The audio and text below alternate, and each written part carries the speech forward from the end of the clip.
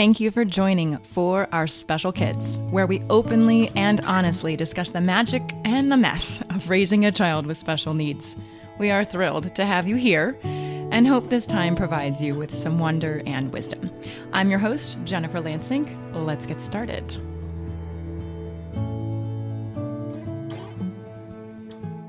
So sometimes I have an opportunity to speak with someone that kind of blows my mind. And Jolie Griffin, who is an 18-year-old here in Tahoe, just blew my mind with some of her beautiful perspectives, her raw honesty, and the lessons that we can all take away as parents of a family where there is a sibling with a special need. I can't thank Jolie enough for just truly sharing her heartfelt emotion of her experiences. So I hope you enjoy this episode. Be prepared for some tears because it is raw and beautiful, and it is all about the magic and the mess of having a sibling with special needs. I hope you enjoy and let me know what you think. Well, I am so excited to welcome you to another What's It Like episode. We haven't done one for a little while, so I'm really excited to introduce you to Jolie Griffin, who is a recent graduate. Congratulations from high school. Thank you. And where are you going next year? I will be headed down to Cal State Fullerton to study psychology. Yes, and that's perfect for you. The amount that I know about you, like psychology is perfect. Like where that's going to lead you is just huge. I feel very confident that you're just going to do great things. So thank you.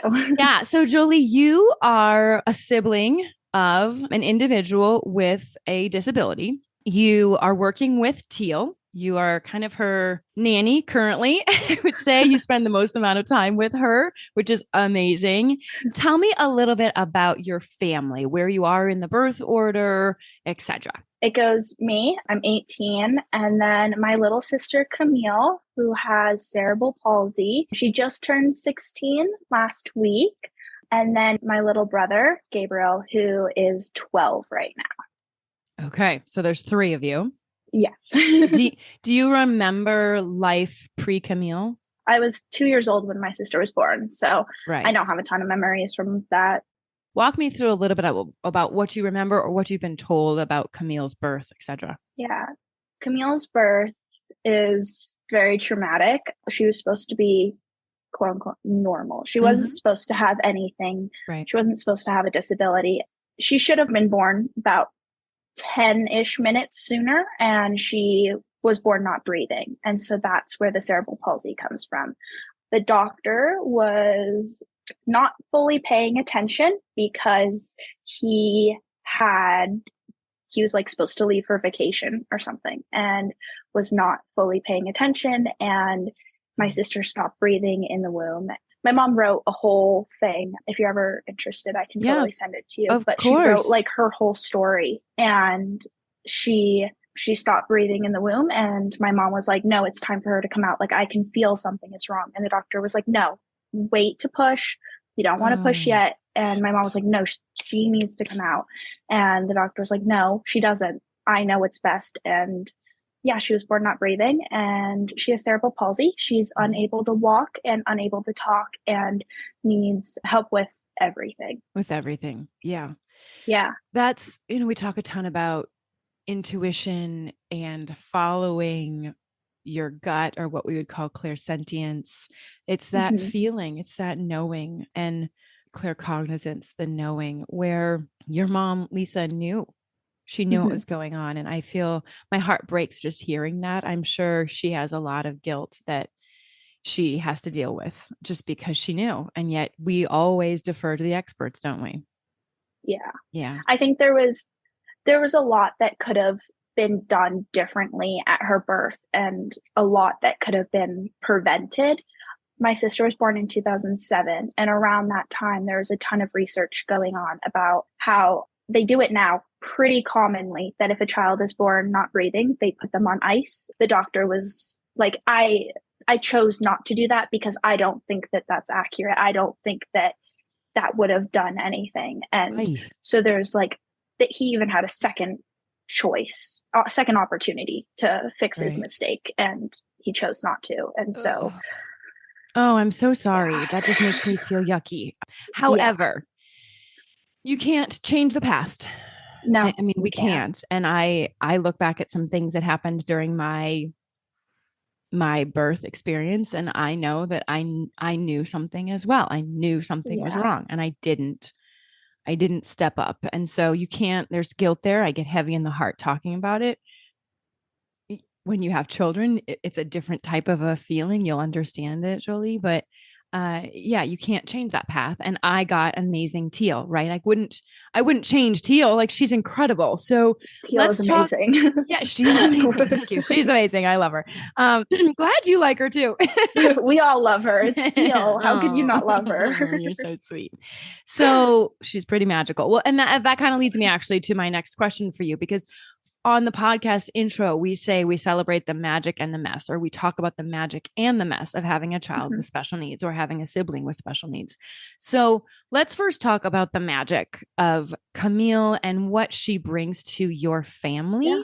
So with Camille, I always say that it has just opened up so many doors for us and so many opportunities and windows, and it has put us in a community of amazing people. Like, I probably wouldn't be working with Teal right now and stuff if I didn't have my sister, and I wouldn't be on this podcast. And it just opens up a whole new window and so many opportunities within an amazing community. And we meet so many new people that are always there and everything. Within the family directly, I think it really opens our eyes to how we can be better people. And I think having my sister the way she is made me a better person. I think it's made me more understanding and more compassionate and more empathetic, definitely more patient with others. And I think it's done that for my whole family. My mom always says, she's like, it's amazing having her in our family because it makes us better people. And it has changed. My mom says, it's like, I changed who I was when Camille was born and getting to know her, because you see a different aspect of the world that you wouldn't have seen before. And I think that that's like the most beautiful part of it. And I'm over here crying because it's true. I don't know Camille that well, but it's true. It's palpable how difference creates compassion. And difference doesn't have to be bad. We were talking before we started recording. You say to other kids when they ask about Teal, like, why is she different? Why is she not doing this? Why is she not doing this? Like, well, she's different, but that's not bad. Different, it creates the spice of life. Difference creates exactly what you just said, is it creates a more compassionate, empathetic, knowledgeable, patient person. You said you're probably kinder to other people. I don't know if you said those words, but like, I'm kinder to other people because, one, I see the ignorance in people now. Sometimes I'm like, absolutely. Oh my God, you need to have your clock smacked. But I'm like, oh my goodness, like you need to chill out, or what is important in life. And it's not getting through the grocery line as fast as possible.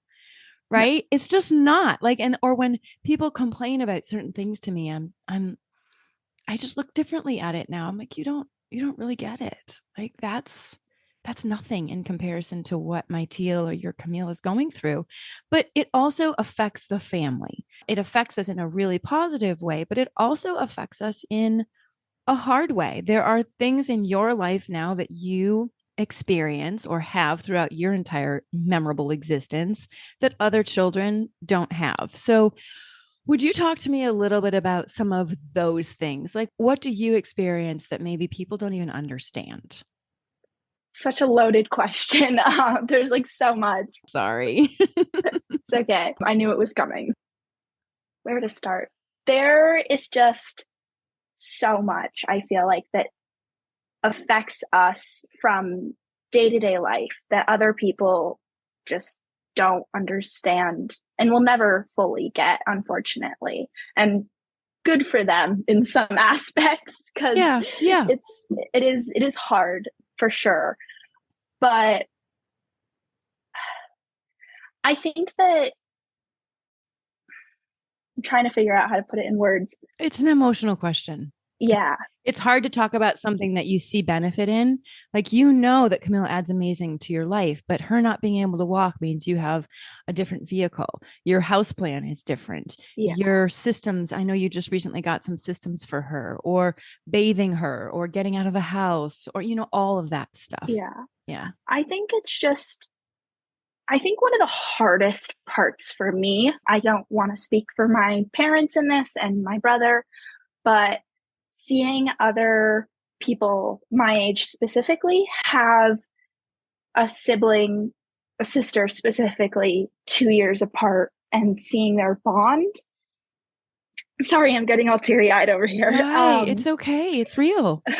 It's real. Just like seeing that they're able to share clothes and they're able to fight, they're able to talk about their love lives, and they're able to back each other up when one messes up, or help each other sneak out, or whatever it may be. Did you say help each other sneak out of the house? That's fantastic. The first thing I thought of was sharing clothes. I did not think about sneaking out of the house. I'm more on the teenage perspective of it, No, I know.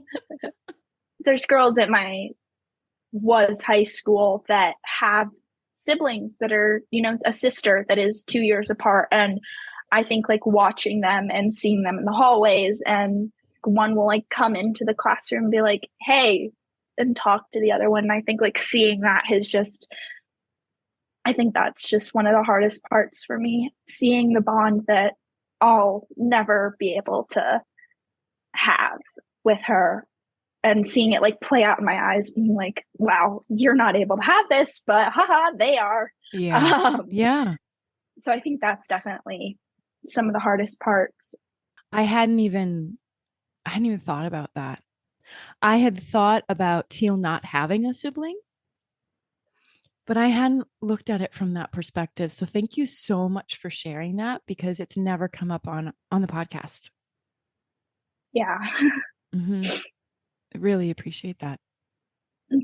I think as far as like the whole family goes, honestly, I think it's the sticking out that bothers me the most, and the not being able to blend in as much. I have pretty severe social anxiety. And so being in public and not being able to just blend in all the time, it brings on a lot for me. But I think it brings on a lot for, I think, all families who struggle with that, and not being able to just, it's like our car, we have a Sprinter because it's the only 4-wheel drive car that can have a lift in it. So it's bigger than all the other cars. So automatically we're standing out. Right.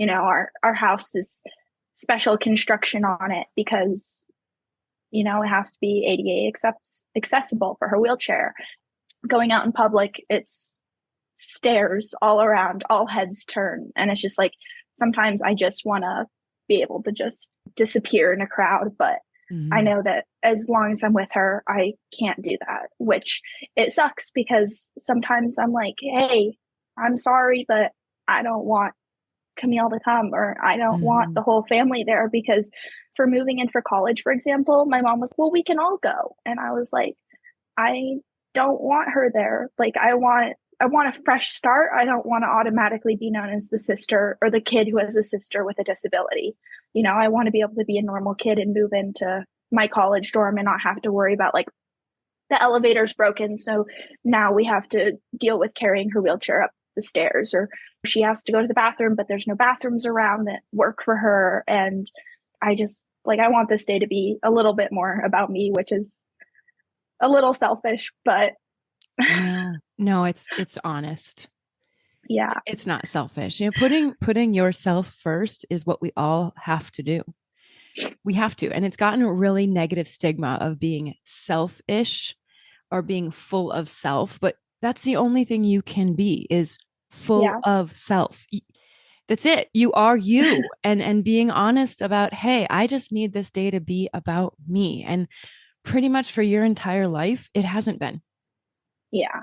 Yeah. I think that my brother it'd be interesting to hear my brother on all of this because he definitely has a whole different perspective on all of it. Being the oldest sister, I've automatically taken that role of kind of the third parent, quote unquote, or I'm more helpful than he is, which is whatever. But it's He's like 12 a whole, and he's a boy. he's 12. And he's a boy. I mean, I'm sorry I said that. I probably should edit that out. But I mean, you are an extremely responsible young woman. And thank you, Camille, because she has helped mold you into this beautiful, incredible person who will conquer the world because it's been what you've been doing forever. Exactly. But at the same time, it's a lot of pressure. I've always kind of I've taken on that role pretty much immediately especially after my brother was born, because I was 5 when my brother was born. So it was a 5-year-old, a 3-year-old with pretty severe disabilities. And we were still figuring it out at that point, and then a newborn. So it's like the 5-year-old that was pretty much independent at that point. Right. Attention fell off of me pretty quickly, which I'm not saying that my parents ignore me and whatnot. I have great parents and they love me dearly, but it definitely just tension shifted from, we have 2 girls to now we have a boy who needs a lot of attention because he's a newborn. Yeah. Can't really abandon him, and a daughter with severe disabilities. So what advice would you give to parents in this situation? There's you, a very independent 5-year-old, and I'm sure they're so proud of that, right? They're looking at their 5-year-old and she's making her own breakfast and she's getting herself ready and she's brushing her teeth and she's putting her clothes on and she's doing everything. Like, that's incredible. But what would that little 5-year-old tell their parents at that moment? I think in that moment, I think you just need to find time for that 5-year-old. You need to be able to be like, hey, you know what? We're putting the other 2 with a caregiver today, and we're going to take her out to the beach, or we're going to take her to lunch or something, and just give her a little. It doesn't need to be all the time. Maybe like once a month or something, but just find a designated time that you're with her and your undivided attention is with her. Because that's the other part, is that like, even now, I go on a hike with my mom or something, and it's like, oh, Griff's calling my dad about some things that's going on at home, or the caregiver's texting because Camille had a seizure or something. And sometimes I want your undivided attention. I don't want you to be on your phone talking about Camille. I don't want to hear about Camille. I don't want to hear about Camille. I don't want to hear about Gabriel. I want to talk about me, and I want to talk about what's going on in my life. And so it's just like finding that time. And I think throughout their life, that's important, not just when they're younger, but throughout their whole life, to find that time to be undivided attention with that other kid. I adore that answer for you. That's huge. And it's also human nature. It wasn't shocking to me that was your answer. I love how you phrased it and how you gave us very palpable examples. I mean, I think even at 18, you're saying, you just said it, like, I just need it to be about me every now and then. And that is not bad. That's human nature. It's why parents need to have a date night away from their children, to not talk about their children. It's really important. It's human nature to need to feel special. Thank you for sharing that. And it's real. And it's hard. What are you most looking forward to as you go into school in college?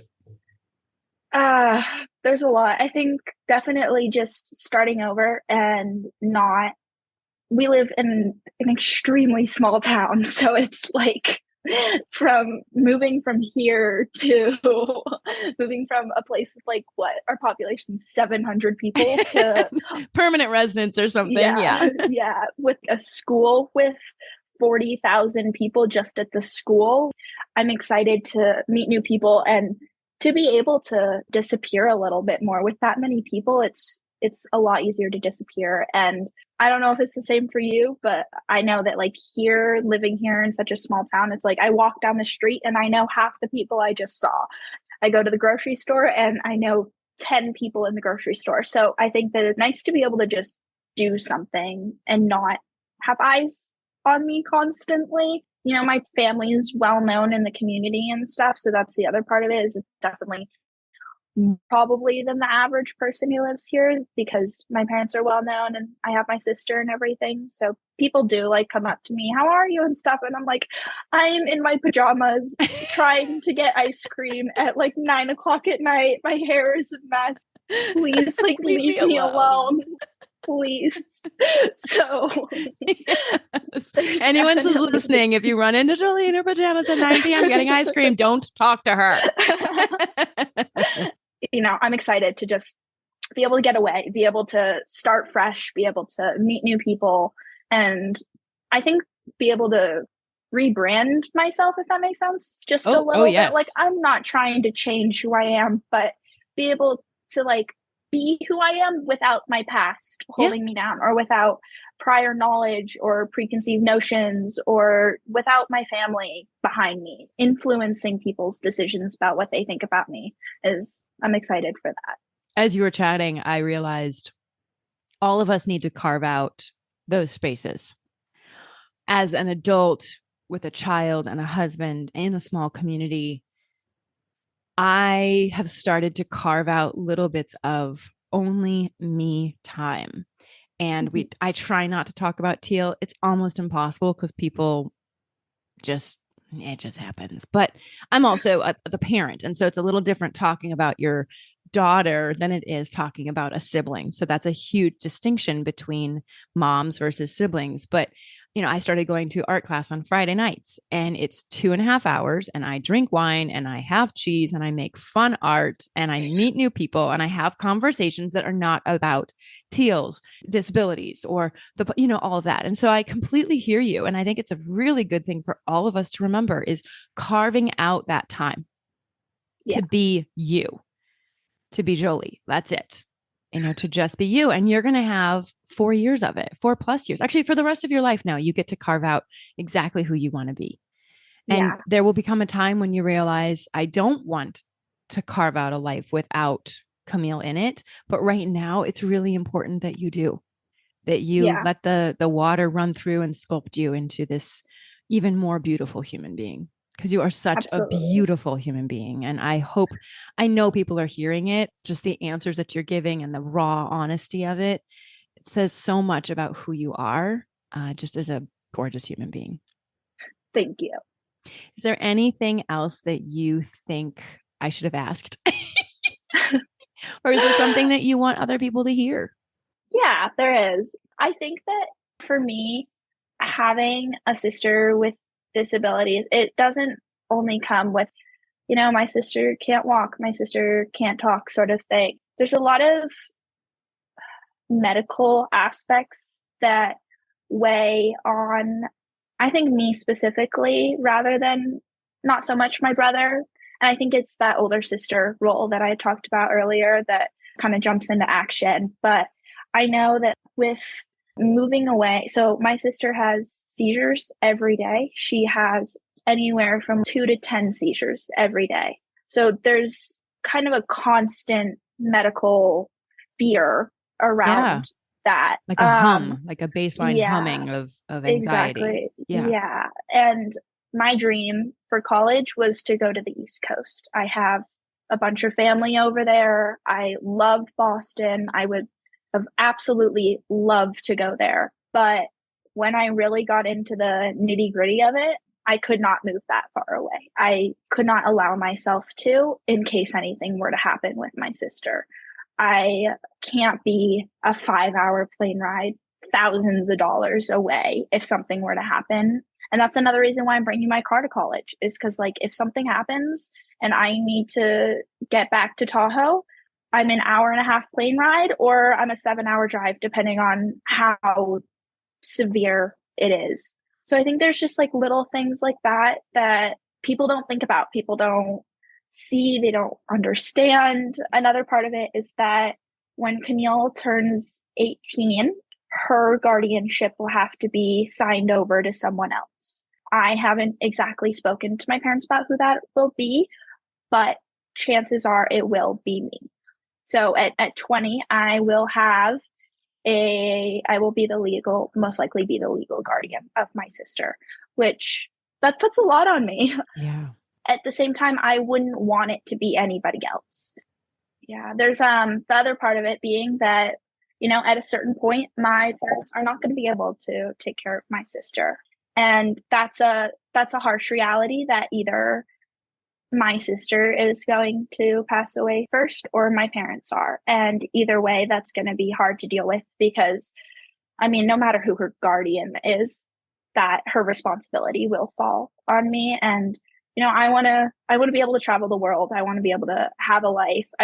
My dream is to move to Europe and I want to be able to do that. Yep. But I know that if I'm taking care of my sister, I'll probably end up living in this house with her because it's been made accessible. And, or you know what, sweetheart, there's all sorts of opportunities. So yeah, moving to Europe with your sister might be an option.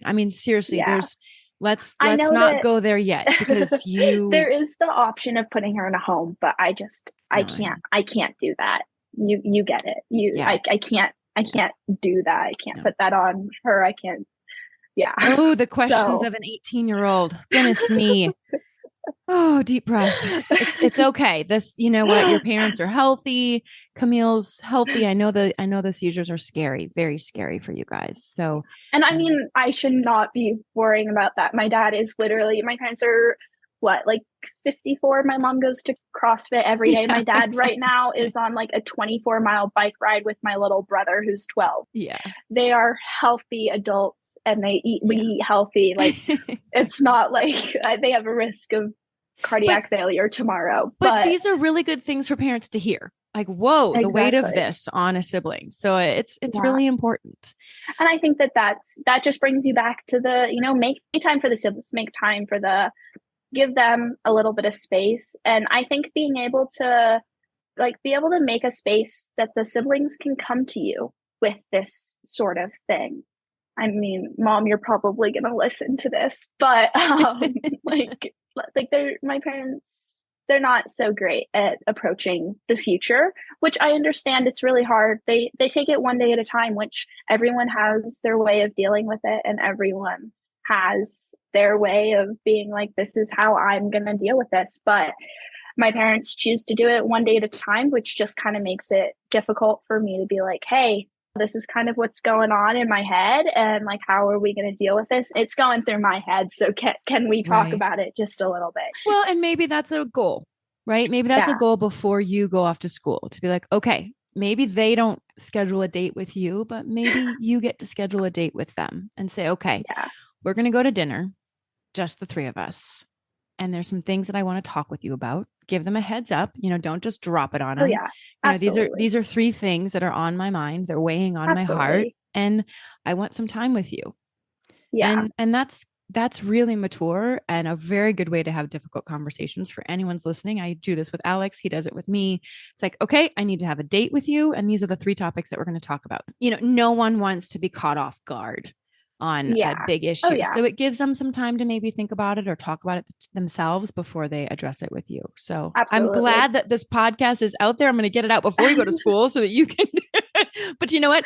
Have that conversation before the podcast is out and it won't even be an issue. Absolutely. All right. Well, or you can do it after I leave and then they can't approach me about this at all. That's another good option. Okay. You let me know which one you want. Maybe edit that out. You want me to edit that out? That's hilarious. I might not edit that out. That's hilarious. Okay. So I'm going to ask you one final question here, Archie, too. But one is, how do you know that Camille loves you? Oh, gosh. With Camille, like I mentioned, she can't talk, but we have our own little way of communicating. Our whole family has, we understand her. It's difficult to explain exactly, but you ask her a question and she'll respond in her own language. She doesn't use sign language or hand motions like Teal does, but you understand her. And for her birthday, it was the sweetest thing. For her birthday, we made her hanging photo macrame thing off of Amazon. And then we took a bunch of photos of our family and her, and like her friends with her and stuff. And we printed them out and put it on. And it's funny because she also got an iPad for her birthday because her old one was trashed and she needed a new one, but she wasn't that excited about the iPad, whatever. But her eyes just lit up when she saw the photos and she was so interested in it. And she even was like taking her hand and like, I say grabbing it, but she was grabbing it a little and like moving it and was like, so like you could see her eyes darting from the different photos. And it was just the sweetest thing. It made my parents tear up a little bit because it was like, she just was so excited about it. And it's like things like that, I don't know, I'm like, okay, she's in there, She's totally in there. Yeah. You're making me cry. But it's make myself cry. I know. The windows of our soul are our eyes. And she's speaking with love with her eyes. And you feel it in your heart. You feel it in your whole being. And you know that those images, and that's everything to her. She knows how much you guys are giving her. Mm-hmm. And she's giving a lot to the world as well. Yeah. We love her. Well, we love you. We love you. So I'm not even going to ask the last question, which is just a magical moment, because that just sounds like a really magical moment that you've had with Camille. So you check. You got the 2 questions there. Thank you so much for spending time on your Sunday morning with me. Of course. It was an honor. You're going to do amazing things and people need to watch out for you because the world is, I don't know if they're ready for you, but UC Bulletin's going to be like, wow, who is this person who is trying to hide, but she has no idea the impact that she's having on this world, even while she's trying to hide. All right, my dear. Yeah. You have a wonderful day. Thank you, Jen. Thank you so much for joining us today. I hope you found 1 or 2 meaningful nuggets of information to make your day better. If you think there's value in what we do, please take a moment to tell another friend, family member, or caregiver. We'd love to hear from you at forourspecialkids@gmail.com. You can send in a question, a comment, a topic that you'd like to learn more about, or if you'd like us to highlight a certain person, please send that information to us. It makes our show so much better and so much more valuable for you. Our Facebook and Instagram handle is For Our Special Kids. And finally, remember to witness the wonder and the wisdom within yourself and others. Until next time.